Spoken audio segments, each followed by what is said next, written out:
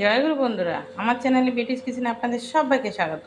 আজকে আমি আপনাদের রান্না করে দেখাবো ইলিশ মাছ লাউ পাতায় ভাপা, লাউ পাতায় মুড়ে ভাপা।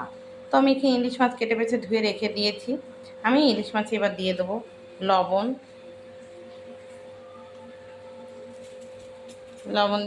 দিয়ে দেবো হলুদ,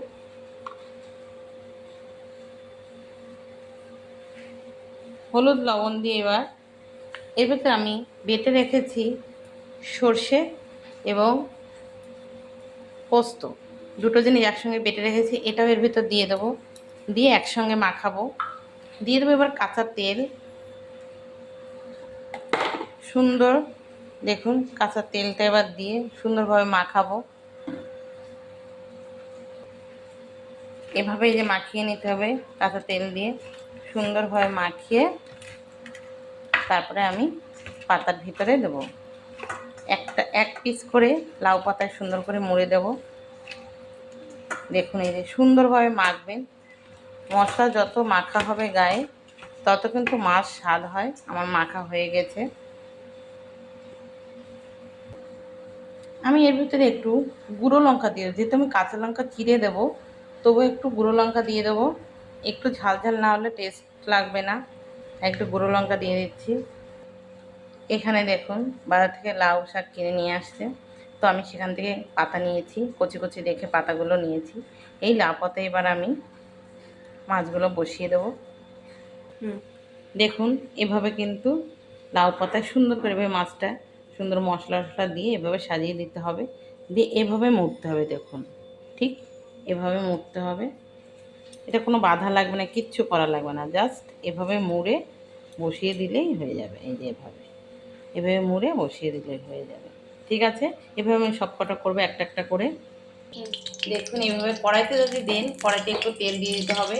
তেল দিয়ে তার উপরে সুন্দর করে এভাবে বসিয়ে দিতে হবে। এভাবে কড়াইতে যখনই ভাপা করা হবে এভাবে বসিয়ে দিতে হবে সুন্দর করে। দেখুন এইভাবে সব আমি একটা একটা করে বসিয়ে দেবো। আমি সব দেখুন কড়াতে কি সুন্দরভাবে বসিয়ে দিয়েছি। এবার আমি ঢেকে দেবো, একদম হালকা আজে ভাপাটা হয়ে যাবে। ঢেকে দেবো। দেখুন আমি 5-7 মিনিট পরে ঢাকনা খুলে দেখুন কি সুন্দর হয়ে আসছে। আবার আমি ঢেকে দেবো। দেখুন দাদা কি সুন্দর একদম সেদ্ধ হয়ে গেছে। দেখুন আমি এবার পাতাটাকে উল্টিয়ে দেবো সুন্দর করে। এভাবে ধরে আপনারা উল্টিয়ে দেবেন, এই যে এভাবে দেখুন। এইভাবে সবকটা একটা একটা করে উল্টিয়ে দিয়ে আরেকবার ঢেকে দেবো আমি। এই দেখুন উল্টে দেওয়ার পরে কি সুন্দর হয়েছে দেখেছেন।